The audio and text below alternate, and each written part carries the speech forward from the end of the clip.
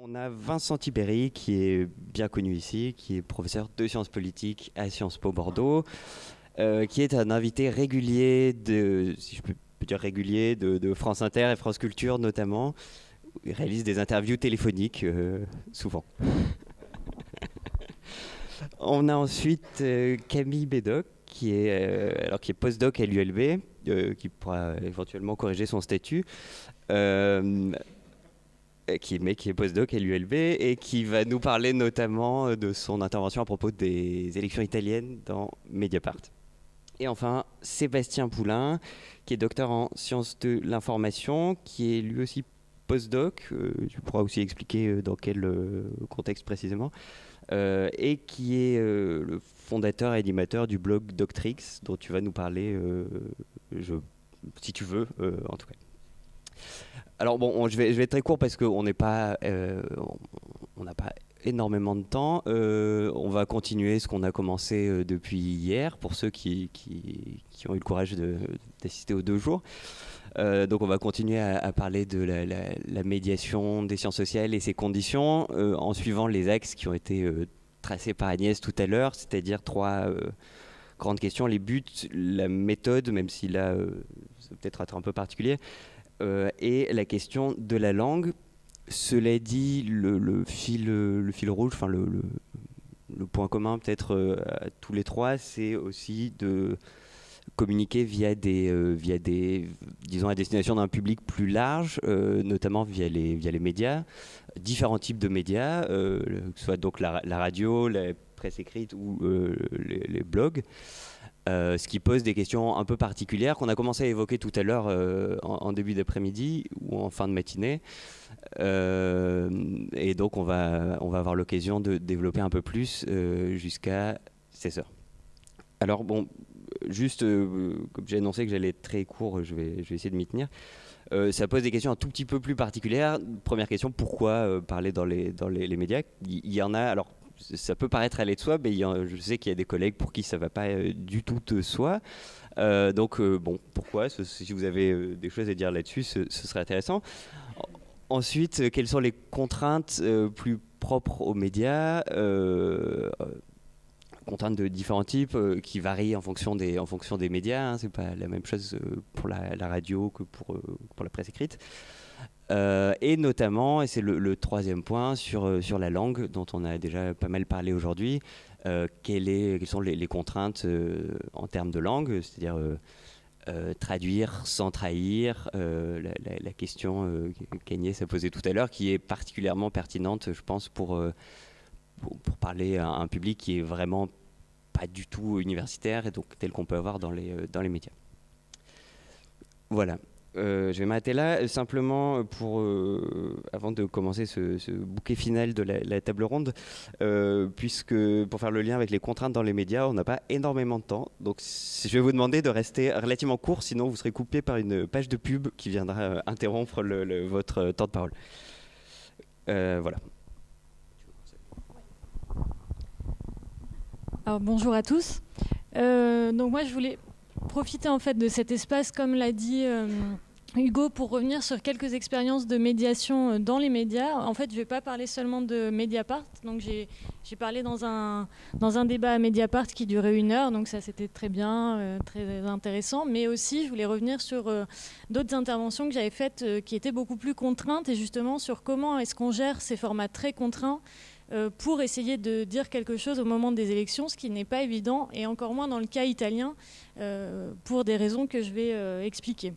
Donc déjà sur la manière dont j'ai été sollicitée, pour moi c'est quand même assez nouveau.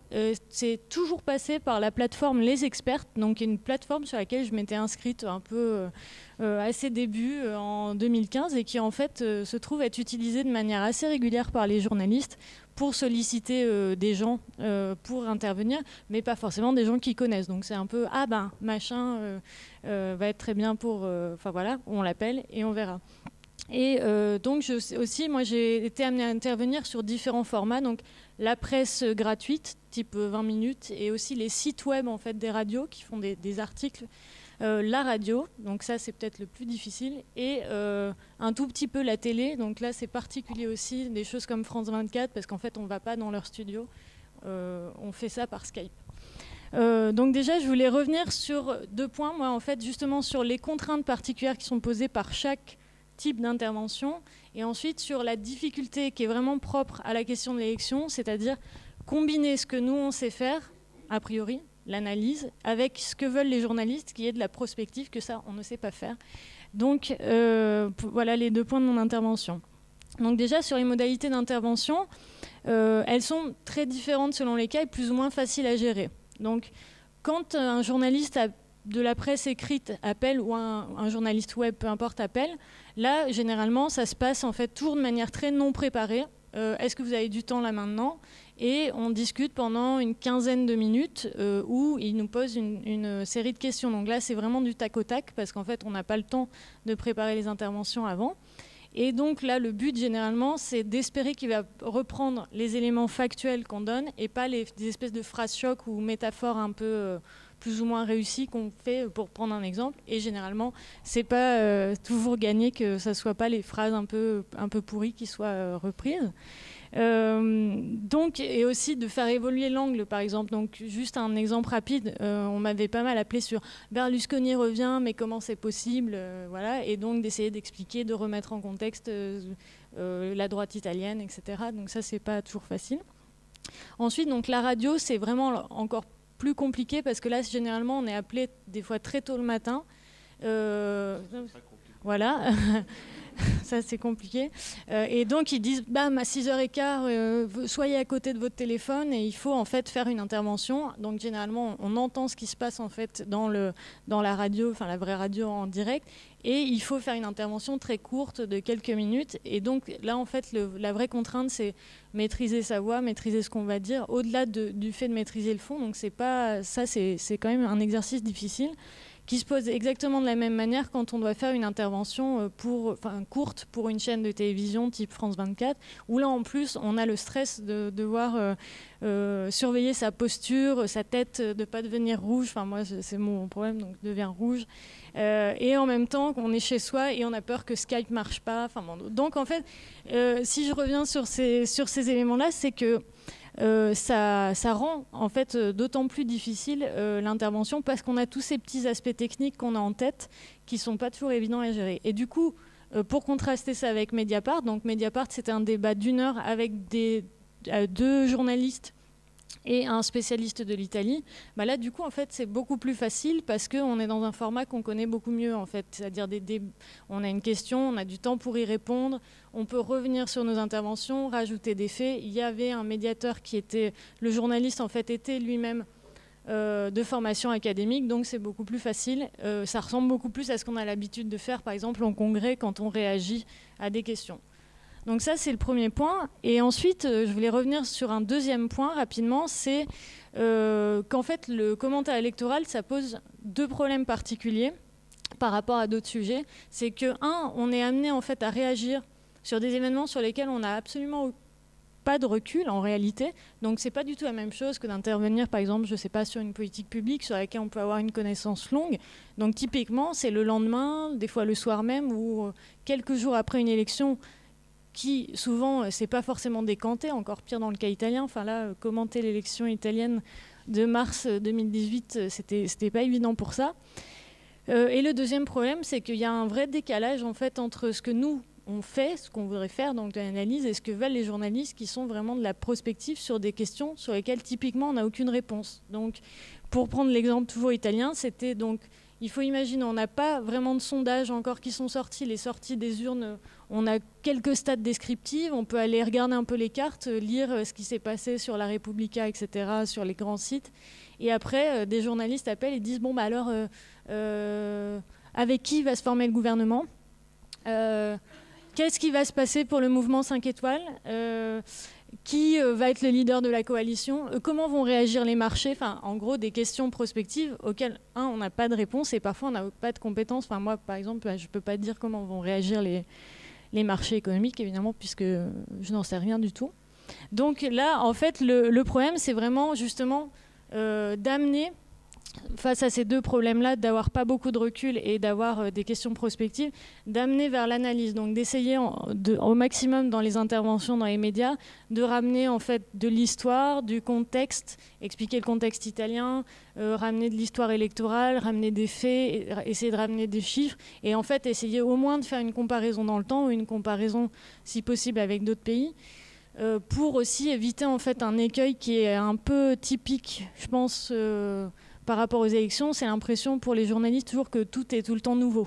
Donc c'est nouveau, et aussi ils veulent toujours le relier en fait à d'autres éléments. Donc est-ce que c'est l'exemple du populisme? Ah, la vague du populisme, pareil que Trump. Donc voilà, toujours une tendance à vouloir avoir un espèce de grand récit global et à la fois un peu décontextualisé. Donc moi je trouve que tout le travail qu'on doit faire quand on fait ce type d'intervention, c'est d'essayer justement de ramener du contexte et de supprimer un peu des préjugés, parce que par exemple sur l'Italie, c'est un pays sur lequel les journalistes et les analystes en général ont beaucoup de préjugés, une espèce de, comment dire, de sentiment de supériorité. Oh, quand même, ces Italiens, toujours à élire n'importe qui. Enfin, voilà. Donc ça, c'est aussi beaucoup ce que j'essaye de faire dans les interventions. Et donc, très vite, pour conclure, bon, moi je trouve que c'est un exercice qui est intéressant, mais sur lequel il faut quand même rester extrêmement modeste sur ce qu'on peut apporter, parce que encore une fois on n'a pas encore beaucoup de recul, et donc pour moi c'est surtout d'essayer de ramener du contexte, un peu de temps long, un peu de comparaison, un peu d'histoire, tout en ayant bien conscience que, enfin voilà, qu'on fait aussi du remplissage en fait, hein, et donc qu'ils appellent des gens parce qu'il faut qu'ils aient un sujet demain, là, maintenant, tout de suite, enfin sur l'Italie ou sur autre chose. Et donc c'est aussi un exercice de modestie, parce que bon, ça fait, pour répondre au pourquoi, moi pour l'instant je fais encore pour faire plaisir à mes parents. Je pense que ça leur fait très plaisir, mais je pense que c'est aussi un exercice de modestie, parce qu'en réalité, on ne peut pas forcément amener beaucoup de contenu. Alors c'est différent pour les contenus longs, comme c'était le cas pour Mediapart, mais dans les petites interventions, il faut essayer d'avoir un message simple à faire passer, qui soit en étant conscient que voilà, que c'est pas non plus la révolution, ce qu'on va apporter. Voilà.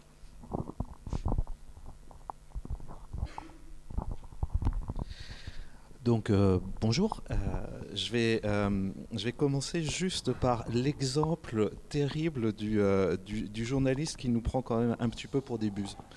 Donc c'est un SMS que j'ai reçu le vendredi 6 avril 2018 à 17h29 avant un dîner, notamment avec Sophie Duchesne. Bonjour Monsieur Tiberi, je suis, alors je vais pas dire le nom du mec, journaliste à l'Express, parce que ça c'est quand même pas n'importe quoi. Je réalise un sujet sur le vivre ensemble mis à mal dans certains territoires. Si jamais vous avez des exemples d'histoires illustrant un malaise entre communautés, qui peut se traduire par un repli de l'entre-soi, j'adore les termes, je serais ravi d'en parler avec vous. Idem si vous voulez quelqu'un me conseiller, en off ou en on, comme vous le souhaitez. Voilà. Donc parfois on sert juste à ça. Donc c'est assez troublant, mais c'est le pire exemple que j'ai sous la main, mais je tenais à faire partager ce SMS qui m'a quand même un peu fait froid dans le dos. Alors naturellement, il y a quand on est dans les médias, ça tient à plusieurs choses. Ça tient d'abord à ce qu'on a été, au type de recherche qu'on fait. C'est-à-dire qu'effectivement, il y a des recherches qui sont plus bankable, qui sont plus sexy que d'autres. Et donc, étonnamment, le vote, c'est sexy. L'immigration, c'est sexy. La xénophobie, c'est sexy. Le renouvellement générationnel, c'est sexy. Les concours d'entrée, c'est sexy. Ça, c'est mon vieux temps de début des années 2000. Et donc, effectivement, quand on a ce type de sujet dans la manche, on a plus de chances d'être contacté par des médias. Mais bon, il ne faut quand même pas, effectivement, se leurrer sur qu'est-ce qu'on fait là-dedans. C'est-à-dire qu'effectivement, pour les journalistes, il y a ceux qui nous connaissent, mais ils sont très très rares. Et donc ceux avec qui on a entretenu une forme de relation pérenne sur 3-4 articles, qui nous rappellent régulièrement, avec qui on a le temps de discuter, avec qui on a le temps de faire passer des messages, et qui, quelque part, au bout d'un moment, se retrouvent, parce qu'on est sur des sujets chauds, très souvent, se retrouvent être de notre côté. Je pense à Laetitia Van Eekhout du Monde, je pense à Sylvia Zappi, qui sont des gens avec qui en fait on a une forme de communauté de réflexion autour des enjeux qui nous occupent. La diversité, l'immigration, la xénophobie, le Front National. Donc c'est des gens avec qui on commence à avoir un vrai rapport de confiance, et avec qui du coup on peut essayer, pas de faire des coups médiatiques, mais d'essayer ensemble de faire avancer une certaine manière de voir les choses, et donc à la rigueur de peser. Mais cela, c'est très rare. très souvent, on a des journalistes qui ont vaguement entendu parler de nous, ou alors qui nous ont vaguement lus, ou alors qui ont vaguement lu d'autres journalistes parlant vaguement de nous. Et je me souviens, c'était un moment assez terrible pour moi, d'être sur un plateau à Public Sénat, face à un journaliste qui voulait que je parle de Français comme les autres, un bouquin que j'avais fait avec Sylvain Brouard, et qui n'avait lu de ce bouquin que la chronique qu'en avait fait le Figaro. Et le Figaro avait titré « Enquête sur les préjugés des Français musulmans ». Alors que, bon, grosso modo, on était en train d'expliquer que ce n'était pas forcément l'identité religieuse qui était importante, et que certes, ils avaient des préjugés, mais les Français bien de chez nous aussi, et que donc il fallait remettre les choses un peu en perspective. Donc on a eu un grand moment d'incompréhension pendant 20 minutes. Heureusement, ça s'est terminé très vite. Puis il y a effectivement ceux pour qui on est juste un numéro. Et quand je dis un numéro, c'est un numéro de téléphone dans une base de données. Et de manière assez rigolote, effectivement, notre numéro sort dans des moments particuliers, quand Paris est en vacances, pendant les week-ends, parce que bon, Pascal Perrineau n'était pas disponible, ou alors les jours fériés. Et donc ça peut énerver dans votre entourage proche de devoir faire ce genre de truc. Et il ne faut pas se leurrer, effectivement, il y a des médias de qualité qu'on aime, hein, avec qui on a l'habitude de travailler, avec qui qu'on a l'habitude de lire. Puis il y a ceux qui sont juste là pour faire du remplissage. Il ne faut pas se leurrer. Atlantico, c'est super simple de faire une interview chez Atlantico. Et vous pourrez regarder, hein, il y a un certain nombre de personnages connus, y compris dans cette institution, qui font souvent des interviews pour Atlantico sur des sujets très très différents. Donc Atlantico, c'est ça. Effectivement, les sites web de radio, les sites web de journaux, souvent c'est ça aussi. Et donc on est juste là parce qu'ils ont besoin de quelque chose. Puis bon, les pires, c'est aussi les journalistes qui nous appellent et qui donc grosso modo vont nous tenir la grappe pendant 1 heure et puis vont garder trois verbatims. Et là, c'est extrêmement énervant parce que grosso modo, on a fait leur job, quoi. Donc voilà, ça c'est effectivement le rapport aux médias tel qu'on peut les avoir très souvent. Alors qu'est-ce qu'on va y faire? Alors je suis d'accord avec Camille, parfois on va y faire parce que ça permet de montrer qu'on a une utilité. Ça permet de montrer à votre boulanger, l'instituteur de vos filles, et vos parents, ça ne s'arrête pas, rassure-toi, que si on travaille et qu'on a des choses à dire. Et donc voilà, bon, ça c'est pour l'ego, mais c'est aussi parce que quelque part, on fait de la science politique, on fait de la sociologie, et effectivement, si on n'est pas là, ça va être pire. Et sur les questions d'immigration, si on n'est pas là, c'est Alain Finkielkraut qui connaît encore moins bien le terrain que nous, mais qui va vous expliquer que quand même les rodéos dans les cités sensibles, c'est insupportable et ça montre bien qu'il y a un problème de civilisation. Donc déjà, rappeler à Alain Finkielkraut ce que c'est qu'un échantillon représentatif, ça peut aider. Alors, et c'est là où arrive quand même un léger problème, c'est que quand on essaye de faire exister nos disciplines et nos travaux, notre parole est hélas très souvent confrontée à des paroles de experts, essayistes, éditorialistes ou autres, qui, là, ont le grand avantage de connaître encore mieux que nous ce que c'est qu'un code médiatique. Et quand vous êtes face à un Éric Zemmour qui vous dit « moi, les enquêtes sociologiques, j'y crois pas », on va commencer à avoir du mal. Et ce qui est encore plus ennuyeux dans ce genre de cas, et c'est là où je suis toujours très, très ambigu face aux interventions médiatiques, c'est que on peut réussir à contrer Zemmour une fois sur un plateau. Ça m'est arrivé une fois sur France 5 dans une émission qui n'existe plus, donc personne ne l'a vu, hein, soyons clairs. Mais à ceci près que ce genre de personnage, lui, est un professionnel de l'image, est un professionnel du son, il en a besoin. Donc il reviendra. Et il s'en fout complètement de ce qui vous êtes. Et donc là, on arrive à quelque chose de très très ennuyeux. C'est-à-dire que notre parole ne réussit pas à passer autrement qu'en relativité face à d'autres éditorialistes, ou voire même des sondeurs. Et ça, c'est très, très, très frustrant. Donc j'avoue que c'est la façon du travail, et c'est celle qui, quelque part, parfois me désespère. Bon, il faut quand même le faire. Il faut quand même le faire, mais en n'ayant pas d'illusion. C'est-à-dire que peut-être que la tribune qu'on nous demande d'écrire sera lue. Tant mieux. Peut-être qu'on aura quelques réactions Twitter. Peut-être que ça fera réfléchir 2-3 responsables politiques qui nous lisent et qui vont éventuellement demander à leur assistant parlementaire de faire une fiche de lecture. Et donc peut-être qu'à un moment, on pourra leur parler. Mais il faut bien voir que dans ce monde-là, on est une des voix. Et donc face à nous, on a des sondeurs. Face à nous, on a des gens qui ont accès à des institutions encore plus facilement que nous. Et puis du coup, ce qui est quand même parfois troublant, c'est que non seulement les journalistes ont parfois du mal à comprendre ce qu'on fait, mais le public aussi. Et du coup, Annabelle parlait des réactions violentes auxquelles elle a eu affaire. On en a eu un certain nombre régulièrement, et c'est très troublant. C'est-à-dire que moi, j'ai reçu des mails me demandant de démissionner parce qu'avec Nona Meyer, on avait osé critiquer Emmanuel Todd. Et mine de rien, quand on pense aux méthodes d'Emmanuel Todd par rapport aux nôtres, elles ne sont pas parfaites, les nôtres. Mais c'est juste un petit peu agaçant. Mais il n'empêche qu'il faut continuer à le faire, et de préférence, effectivement, en trouvant les espaces dans lesquels on aura suffisamment de place. Les espaces dans lesquels on a suffisamment de place, effectivement, ça peut être des émissions de radio, ça peut être des articles de fond, mais il faut surtout les choisir parce que sinon, on ne sert à rien. On ne sert à rien parce que avant même de commencer à émettre notre argument, il faut déconstruire les arguments contre lesquels on s'appuie. Et donc ça prend du signe, ça prend du temps d'antenne. Et il n'empêche que je continuerai à le faire quand même. Voilà. Espérons-le. Alors je vais faire la connexion un peu entre vous, un tout petit peu avec vous, et puis les tables précédentes, enfin, surtout celle d'avant. Donc, alors... Voilà, donc moi, alors, sciences de l'information et de la communication, les radios libres, les radios associatives, ma thèse. Et ce qui fait que je suis invité dans les médias, enfin, dans certains médias, puisque les radios associatives uniquement, en gros. Ce qui est pratique, c'est qu'ils ont du temps par rapport aux médias dans lesquels vous allez, ou souvent, voilà, un bout de phrase. Là, des fois, j'ai fait des émissions d'1 heure. Bref. Et voilà, mais c'est très irrégulier. C'est au niveau des anniversaires de Mitterrand, 81. Voilà, à chaque fois, ils ont besoin d'un chercheur qui parle de ça.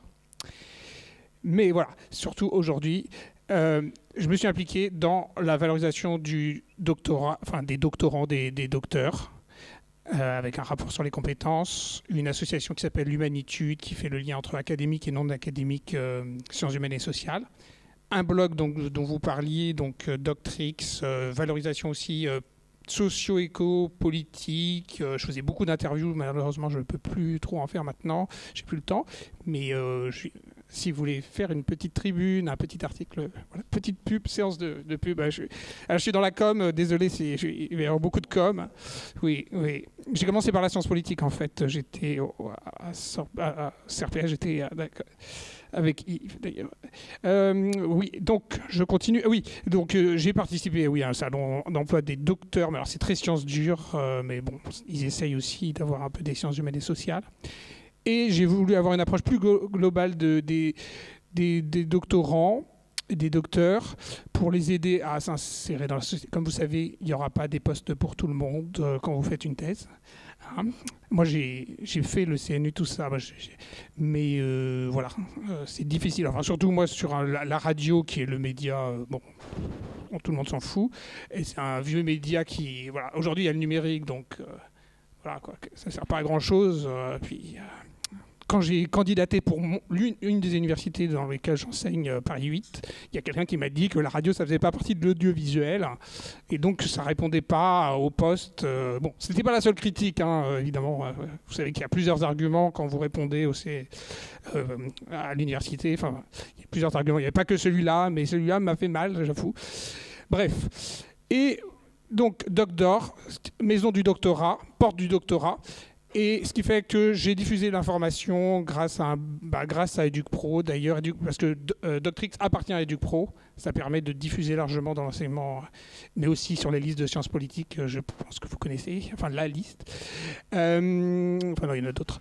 Et donc j'ai été recruté par Croissance pour développer cette maison du doctorat, mais dans un cadre plus global, j'ai dû changer mon projet parce que voilà, eux, ils existaient avant moi. Ils m'ont recruté parce qu'évidemment, je suis beaucoup en relation avec les chercheurs. J'ai une bonne image, tout ça. Enfin, je suis très investi dans ce domaine-là. Et donc, Croissance, une jeune entreprise innovante, start-up, on va dire, bureau d'études, développement économique, social et des territoires, etc., animation de territoire.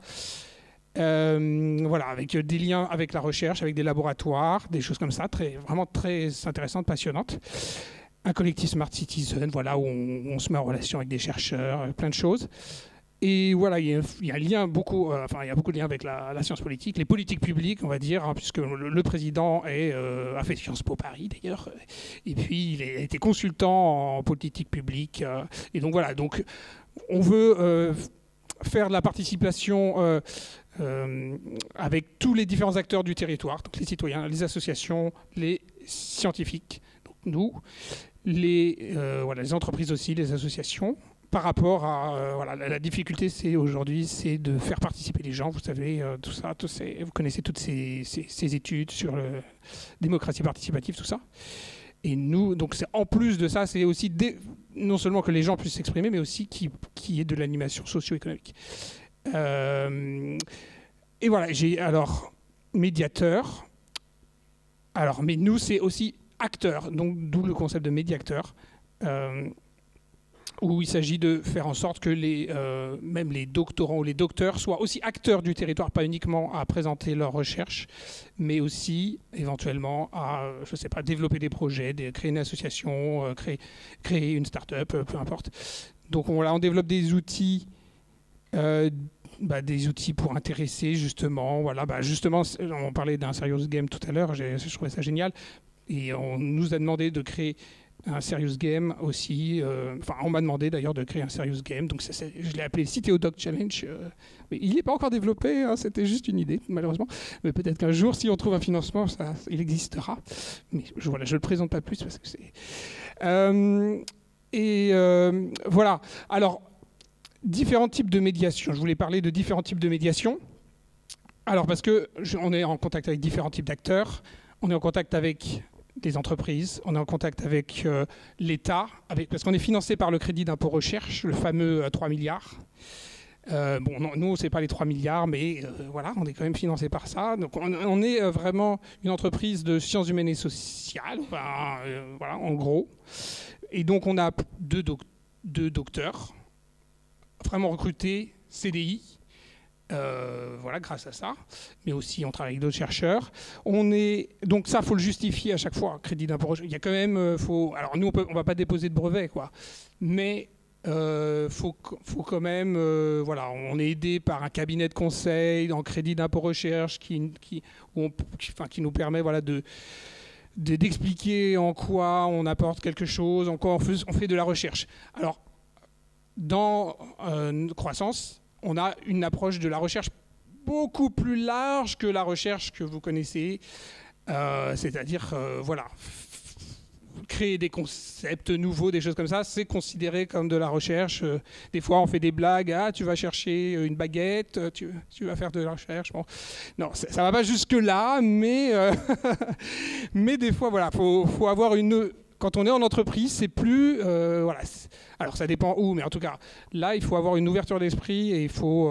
Alors, moi, justement, la question qui se pose, c'est que j'ai été recruté pour les questions de doctorat, de valorisation de doctorat, de maison du doctorat. Or, je suis spécialiste de la radio, comme je l'ai dit tout à l'heure, ce qui fait que on me demande de faire de la recherche plutôt sur les questions de doctorat, mais moi, c'est pas que je n'y connais rien, évidemment, mais pas scientifiquement, quoi. Et donc, il faut que... C'est comme recommencer quelque chose. Donc ça, c'est pas évident. Et donc, ça pose plein de problèmes. Et puis moi, j'adore toujours la radio, malgré tout, même si ça n'intéresse personne.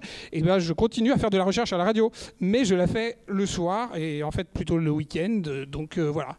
Et en même temps, quand je discute avec le crédit d'impôt recherche, enfin pas moi, le crédit d'impôt recherche, il veut des articles quand même. Parce que, alors, il veut pas les brevets, non, on va pas en déposer. Mais il veut quand même des articles. Donc...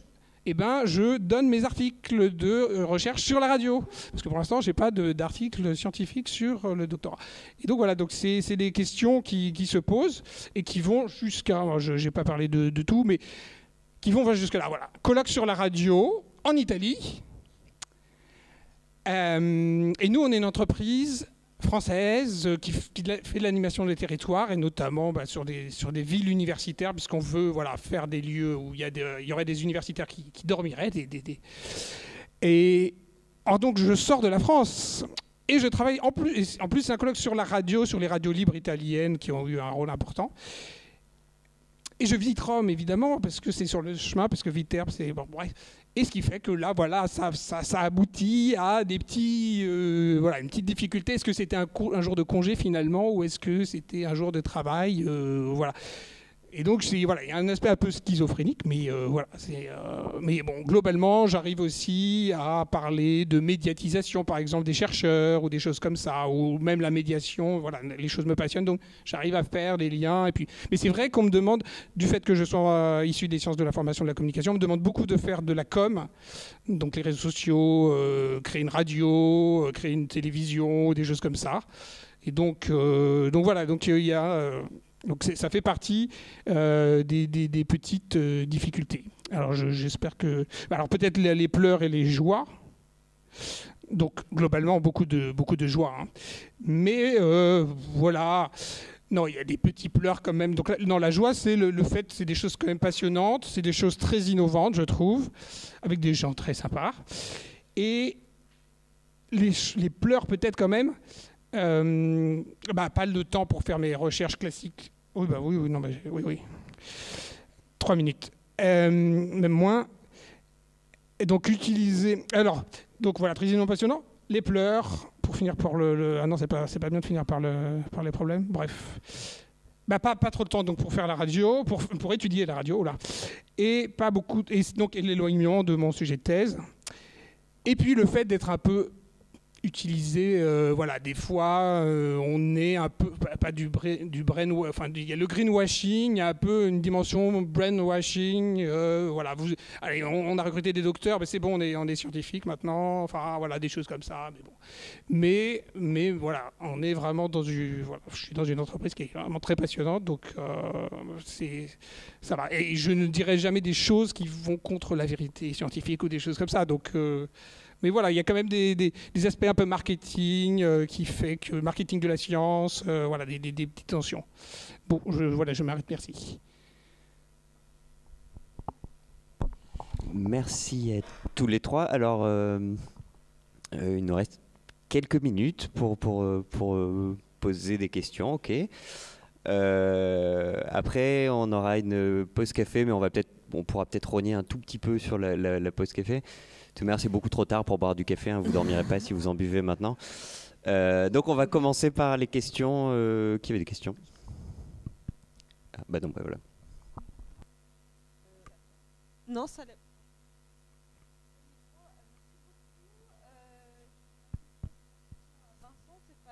C'est pas une question, c'est plutôt un commentaire.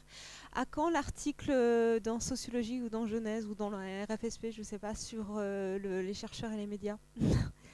Sur les chercheurs et les médias, parce que qu'est-ce que j'aimerais bien te lire ou vous lire sur la manière de gérer, pas que ça arrive tous les jours, mais effectivement un cadre contraint, comme tu le décrivais, Camille, et Finkielkraut ou Zemmour sur l'immigration. Et d'autant plus dans ton cas, Vincent, que évidemment, toi, en termes de temporalité, tu as une expérience qui est conséquente sur divers sujets. Donc voilà, est-ce que ça te paraît possible, imaginable de faire un article ou quelque chose qui pourrait relever de l'ordre de la formation? Parce que je pense, et en pensant à moi, mais je pense que c'est le cas d'autres personnes, ça pourrait faire l'objet d'une petite formation, ou du moins qu'on arrive moins démunis en fait. Face aux journalistes, on arrive moins démunis face aux éditorialistes.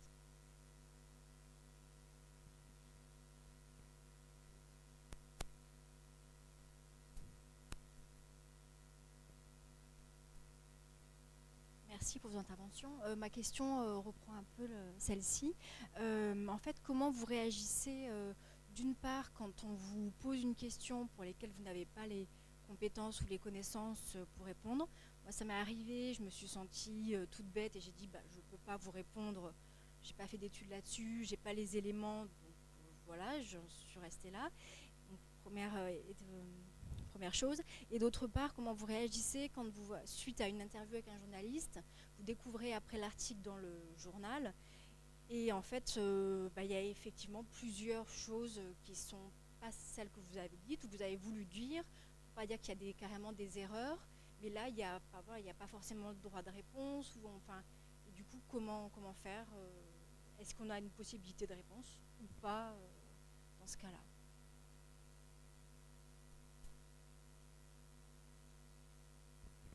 Oui, en fait, ma question est tout à fait en lien avec les deux questions précédentes, qui est est-ce que le fait, cette compétence pour répondre à des journalistes devrait faire partie du parcours doctoral de la formation. Voilà. Et aussi le fait de dire non. J'ai été contactée la semaine dernière pour intervenir à la RFI sur le rapport entre la société et la police en Tanzanie, alors que je travaille sur le marché foncier. Donc voilà. On peut peut-être commencer à répondre à ces questions, puis on continuera après.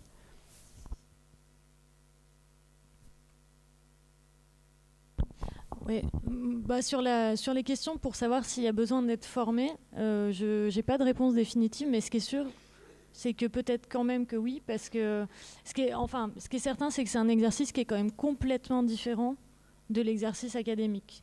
Donc c'est un exercice de synthèse et de synthèse extrême, c'est ça qui est difficile en fait.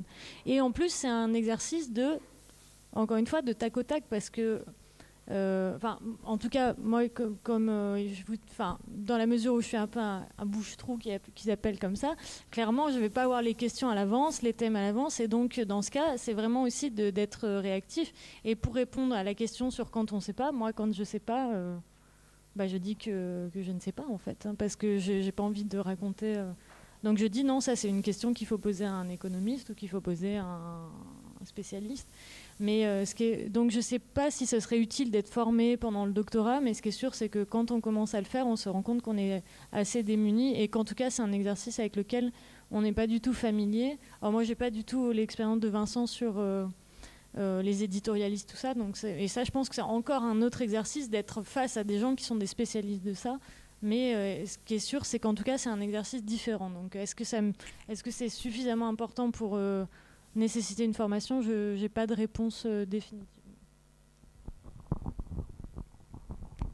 Alors, là aussi, je vais être assez déprimant. Quelque part, quand nos propos sont déformés, il est très rare qu'on puisse effectivement avoir suffisamment de poids pour pouvoir revenir en arrière. Dans le cas du Figaro, ça avait été tellement gros que le club 21e siècle s'était mobilisé pour qu'il y ait un deuxième article. Donc, mais c'est un des rares moments où effectivement la captation d'une recherche dans un seul endroit avait donné lieu à ça. Après, il y a toujours la possibilité d'écrire un droit de réponse, d'écrire une tribune, etc. Mais il ne faut pas se leurrer sur notre capacité à susciter le débat. C'est-à-dire qu'objectivement, voilà, on avait dans le cas par exemple Todd, Meyer, Tiberi, on se souvient de Todd, on ne se souvient pas de Meyer et Tiberi. Et tout simplement parce qu'Emmanuel Todd, il avait une puissance de feu médiatique qui était largement supérieure à la nôtre. Et donc on écrit cette tribune dans Le Monde et on se fait exploser par Todd sur France Info, en gros c'était un moment où je dormais pas bien, donc j'écoutais souvent France Info la nuit et toutes les demi-heures il y avait de nouveau l'interview de Todd en train de nous expliquer qu'on était des escrocs scientifiques. Donc il y a un moment, voilà, soit on rentre dans leur jeu, effectivement on passe son temps sur un plateau, mais on a changé de boulot. Soit on continue à faire notre boulot tel qu'on pense être le vrai boulot. Le vrai boulot, c'est essayer de faire de la recherche. Et puis quand on a l'occasion, à partir de sa recherche, de faire émerger une autre vérité, ou en tout cas de permettre de relativiser les choses, faut le faire. Il faut le faire, ne serait-ce que parce qu'on donne encore l'impression qu'il y a quelque chose qui existe. Sur l'immigration, c'est essentiel. C'est essentiel, mais vous voyez bien, alors dans mon côté... un peu ancien, au moment où Français comme les autres sort, on se retrouve avec les émeutes de banlieue 3 mois plus tard, donc on a été interrogé et on pouvait dire mais attendez, c'est des jeunes qui brûlent des bagnoles, il y en a certes, mais il y en a plein qui passent le bac. Et c'est bien aussi, et il faut peut-être faire attention à cela. Donc une approche sociologique. Mais voilà, 2-3 ans plus tard, il y a Hugues Lagrange qui sort son déni des cultures, qui est à la fois scientifique et à la fois pas scientifique dans un certain nombre qui a des vrais problèmes de méthodologie, mais bouquin qui va quelque part dans la pensée commune de l'immigration, ça va pas, il y a un problème d'intégration, etc.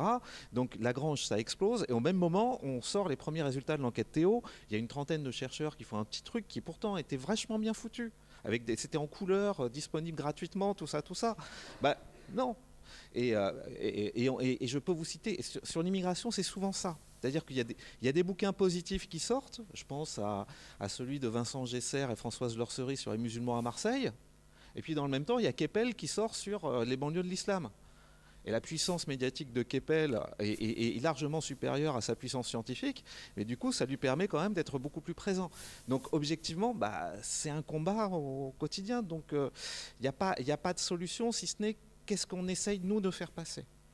Et puis, sur les questions où on n'est pas bon, sur les questions où on est obligé de dire « je ne sais pas », déjà, je pense que c'est vraiment quelque chose d'important. Et ce qui nous distingue d'un éditorialiste, qui nous distingue d'un politologue médiatique, c'est qu'on peut dire, là, je ne sais pas. En revanche, je peux vous dire que telle et telle personne ont travaillé sur cette question. Et en fait, moi, de plus en plus, j'essaye de faire ça. C'est-à-dire en me disant, j'ai la chance d'être dans les médias, eh bien, je vais citer les copains. Je vais citer les travaux. Je vais montrer qu'on n'est pas seul.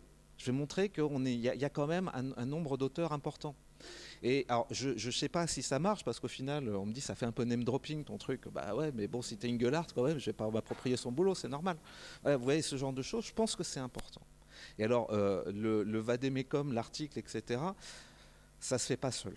Je pense que ça peut être un des résultats de ces 2 journées, c'est effectivement de réfléchir collectivement à qu'est-ce qu'on peut faire. Voilà. Et oui, il faut se former, mais comme il faut aussi se former à faire une thèse en 180 secondes, il faut aussi se former à expliquer quelque chose de rapide à sa maman ou son papa. Voilà.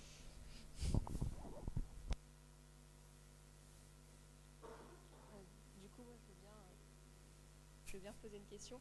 Alors déjà, merci beaucoup pour vos interventions, et vous avez répondu en partie, j'avais plein de questions, vous avez répondu en partie. J'en ai toujours une, c'est quand vous êtes sollicité comme ça, est-ce que votre nom est cité en tant qu'expert? Donc par exemple, une interview assez rapide de 15 minutes au téléphone qui est retranscrite avec peut-être des propos qui sont tronqués, etc. Donc je veux dire, ça peut avoir quand même un impact très négatif sur sa carrière de chercheur. Et est-ce que vos laboratoires sont impliqués en fait?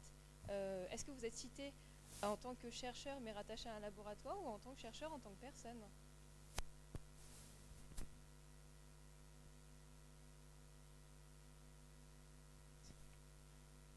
Moi, ma question est pour mon directeur de thèse, pour Vincent. Tout à l'heure, tu disais que, par exemple, tu as été sollicité pour répondre face à Zemmour, tu disais, je crois. Et je me demandais, est-ce que... De quoi? Une fois, oui, mais je me disais, est-ce que tu penses pas... Tu disais que si tu ne participes pas au débat, c'est encore pire que de le laisser parler tout seul, quoi. Et je me demandais, est-ce que tu ne penses pas que de servir de caution un peu intellectuelle à ce genre de débat et de rentrer un peu dans ce genre d'arène, ça ne produit pas l'effet inverse? Et ça... Enfin, ma question s'adresse aussi à Clément Viktorovitch, quoi, mais est-ce qu'il vaut pas mieux créer un espace de débat séparé, quoi, en fait, et qui ne s'aligne pas sur l'agenda de ces mecs-là, quoi. Mais je sais pas du tout ce que tu en penses.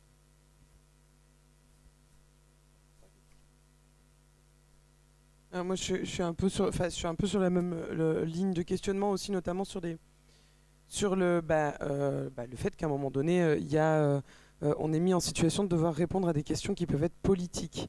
Moi, je me posais la question, tout à l'heure en vous écoutant, est-ce qu'il y a des fois où en fait vous n'avez pas accepté d'intervenir, étant donné la configuration ou le média qui vous sollicitait?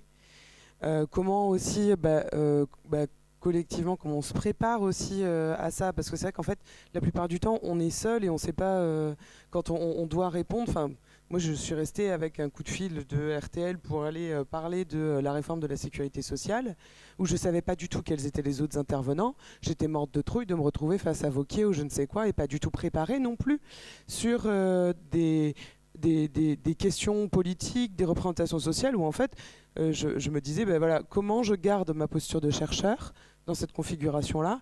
Je me sens pas prête, et je sentais par exemple potentiellement que j'allais me retrouver à être sur des terrains politiques où c'est pas le chercheur qui parle, c'est moi en tant que citoyenne, quoi.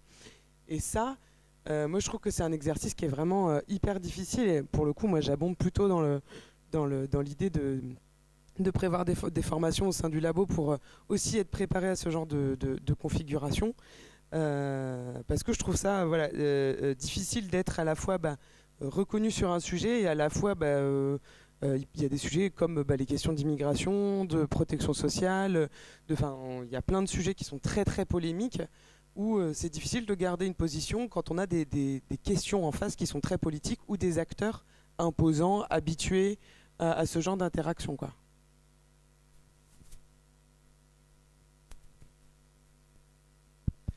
Moi, ce sera juste un commentaire rapide. Je rebondirai sur ce que disait Vincent. Tu disais, donc tu rencontres Zemmour, il te dit, je crois pas dans les ouvrages des sociologues. Enfin, le problème n'est pas qu'il n'y croit pas parce que c'est pas une religion, mais qu'il ne puisse pas être convaincu déjà. Mais est-ce que dans cette défiance générale au-delà de Zemmour, il n'y a pas une responsabilité, non pas des chercheurs individuellement, mais des institutions, puisque toi, quand tu parles des gens avec qui tu peux avoir des controverses, Emmanuel Todd, qui n'était pas tout seul. Beaucoup de gens en sciences sociales ont écrit pour soutenir Emmanuel Todd. Je pense à Anne Verjus, qui a défendu son point de vue. Philippe Marlière aussi, qui a dit que c'est un ouvrage très intéressant, qui sont des gens qui se réclament des sciences sociales. Tu citais Hugues Lagrange tout à l'heure, qui aussi a écrit un ouvrage controversé, avec qui peut-être tu as pu débattre, et qui appartient au champ des sciences sociales. Est-ce qu'il n'y a pas finalement un problème des institutions, puisque toi tu dis, quand je vais présenter quelque chose, je m'appuie sur une enquête, je dirais positiviste pour te taquiner un peu, mais une enquête scientifique. Mais toutes les paroles déjà des sociologues dans les médias ne sont pas issues d'enquêtes scientifiques. Il faut arriver aussi à faire la part des choses, à expliquer quel est le régime de vérité sur lequel on s'appuie. Est-ce que c'est mon avis personnel parce que je suis spécialiste de l'immigration et qu'il y a un problème d'immigration mais je n'ai produit aucune enquête sur ce problème concret? Ou est-ce que là, finalement, vous me posez une question sur telle élection et justement j'ai produit des sondages et donc je peux en parler? Il y a différents régimes de vérité. Et puis il y a aussi le fait que les institutions des sciences sociales peut-être n'arrivent pas à expliquer, à faire distinguer les travaux qui sont des travaux sérieux, qui sont reconnus, qui donnent lieu à des publications des revues à comité de lecture, Emmanuel Todd n'y publie pas, des autres travaux, et que c'est pour ça qu'il y a peut-être une confusion du grand public et des médias. C'est les institutions des sciences sociales, mais ça c'est peut-être quelque chose dont je suis de plus en plus convaincu depuis que je suis dans les sciences sociales, qui ont un gros problème de régulation aussi, qui s'exprime ici dans les médias.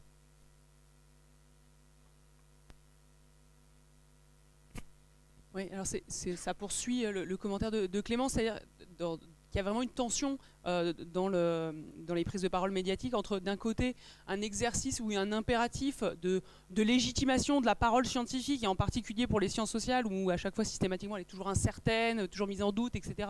Et donc ce qui implique de renvoyer à soit des méthodologies, soit d'accepter de dire que je ne sais pas, de renvoyer aux collègues, etc. Et dans le même temps, ce que rappelait Vincent, de dire que si on n'y est pas, de toute façon, cette parole, il y a une espèce de consensus médiatique qui va s'ouvrir et donc que d'autres vont occuper la place. Et donc la difficulté, c'est en permanence d'être dans cette situation où on est obligé de tordre un peu notre manière de nous exprimer pour accepter justement de rompre, de casser un peu l'espèce de consensus apparent sur le fait qu'il n'y aurait qu'une seule vérité sur tel ou tel problème. Et en même temps, de légitimer notre propre parole en s'appuyant effectivement sur la méthodologie scientifique qui elle-même est assez peu reconnue dès lors qu'on est dans le champ des sciences sociales. Et cette gestion des deux éléments-là, elle s'opère effectivement à l'échelle de l'individu qui est obligé d'intervenir, alors qu'effectivement, comme le dit Clément, je pense qu'il y a sans doute deux échelons, deux échelles différentes, deux types d'institutions sur lesquelles ça pourrait se gérer. Ok, alors merci pour toutes les questions. Si on va avoir une chance de pouvoir répondre aux questions, je propose qu'on s'arrête là. On pourra continuer la discussion pendant la pause, donc, ou plus tard avec Clément Viktorovitch qui a déjà une question, bien qu'il n'ait pas encore commencé. Donc des réponses pas trop longues, s'il vous plaît, puis on s'arrêtera.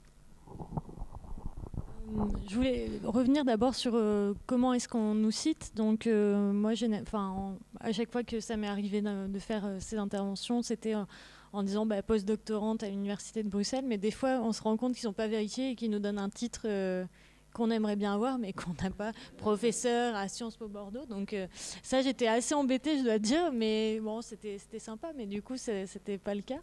Et sinon, en fait, sur toutes les autres questions, moi, mon avis là est pas un avis en ayant expérimenté cette question, parce que moi, encore une fois, j'ai pas du tout la même expérience que Vincent, mais effectivement, je pense que la difficulté, et ce sur quoi on doit s'interroger, c'est qu'en fait, quand on va dans les médias, en réalité, nous, on a l'impression d'être légitime parce qu'on est des académiques, on fait des choses sérieuses, etc. Mais en réalité, notre parole, elle va être mise exactement au même niveau que celle, effectivement, d'un essayiste ou même de ce que moi j'appelle, ce qu'on peut appeler les tautologues, des gens, c'est-à-dire qui sont c'est encore plus pernicieux, c'est-à-dire qui s'appuient à la fois sur une légitimité académique et sur une légitimité médiatique pour s'exprimer sur absolument tous les sujets. Et ça, par exemple, sur les élections, moi j'ai pas eu à faire des plateaux, etc. Mais je pense que ça c'est vraiment un problème important parce que c'est des types de sujets qui sont particulièrement appréciés par ce genre d'intervenants. Et donc, je pense qu'effectivement, le problème, c'est que c'est toujours pareil. Nous, on ne maîtrise pas bien les codes, mais si on n'y va pas, les tautologues, ils iront à notre place. Donc, c'est compliqué. Et je passe la parole à Vincent. Je crois qu'effectivement, c'est super important de faire attention à la manière dont on est présenté. Et alors, moi, je dis souvent Sciences Po Bordeaux, ou je disais Sciences Po, ou je disais le Centre d'études européennes. Mais c'est important parce que c'est aussi rappeler quelque chose qui fait hiatus avec la logique médiatique. C'est-à-dire que les médias invitent un individu alors qu'on est effectivement le produit d'un collectif de recherche. Et derrière, quand on travaille, effectivement, il y a des gens qui nous ont aidés à produire les données, il y a des gens qui ont fait des questionnaires, des gens qui ont fait ça même il y a des années, des dizaines d'années. Et donc, voilà, et il y a toutes les discussions qu'on a entre collègues qui font qu'on n'est pas seul au monde, et c'est très bien comme ça. Sur la question de la frontière entre où est l'essayiste, où est le scientifique, ça devient de plus en plus dur. Et je t'avoue, Clément, que je n'ai pas non plus la bonne réponse. Alors, une partie de la réponse, ça serait d'aider les journalistes et les politiques à comprendre qu'un tableau croisé, ça ne veut rien dire. Et qu'il serait peut-être temps de faire au moins du tableau d'ordre 3. Hein. En gros, pour éviter les questions sur les stats ethniques, qu'on rappelle que quand on travaille sur les stats ethniques, on travaille aussi sur les stats de genre et sur les stats d'origine sociale, et donc on est capable de faire ça. Mais c'est un vœu pieux face à des journalistes ou même des responsables politiques qui vous disent vous avez 10 minutes pour m'expliquer votre modèle de régression. C'est quoi une régression? Bon, voilà, donc c'est déjà un peu compliqué. Et puis, objectivement, on a du mal à créer notre frontière.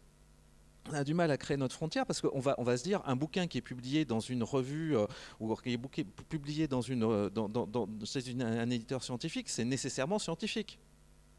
Je prends les presses universitaires de France, ça fait, c'est classe. Il y a de très très belles collections, de très très beaux bouquins. Ouais, enfin, l'enquête de Galland et de Muxel sur les lycéens qui posent des problèmes de méthode incroyables, qui devraient, mais au minimum, être discutés, remis en question, etc. Ben non. Et donc, ça devient la parole de la science. Et donc on va être obligé, quand on va vouloir s'opposer à ce bouquin-là, on va être obligé de partir dans une discussion méthodologique qui fait chier tous les journalistes. Donc c'est très très ennuyeux. Donc on n'en a pas fini quand il va falloir effectivement montrer que, oui, si on regarde que les musulmans, effectivement, il y a un truc qui se passe avec l'islam. Ouais, mais c'était le même problème avec, Hugues Lagrange. Il prenait uniquement une partie de la population et regardait donc 5% de la population en disant regardez, il y a un taux de criminalité super important. Bon, si les gens ne sont pas capables de se rendre compte que le tableau est foireux, bon, c'est une partie de notre problème, mais c'est compliqué. Sur la question de la politique, le problème est que nos sujets, qu'on le veuille ou non, sont devenus des sujets politiques. Sur l'immigration, c'est comme ça.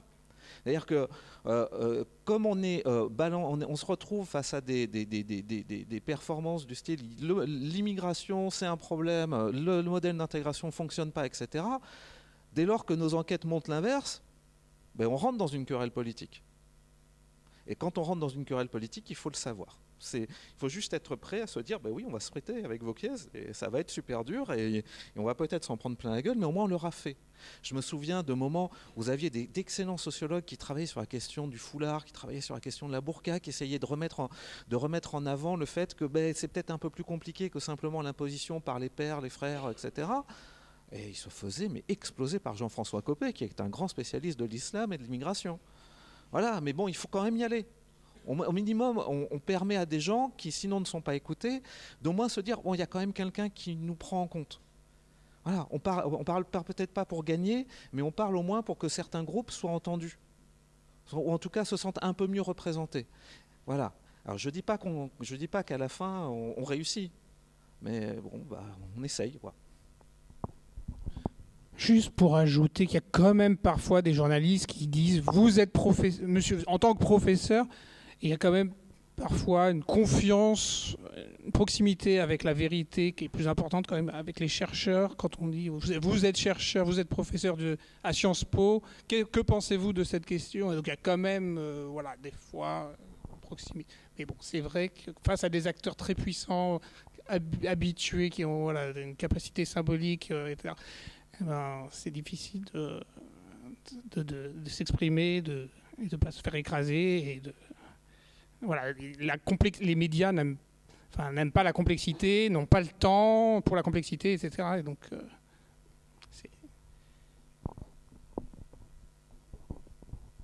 Ok, merci à tous les trois. On va essayer de rester sur une note optimiste un petit peu. Bon, donc on va prendre une pause d'un quart d'heure et on se retrouve après.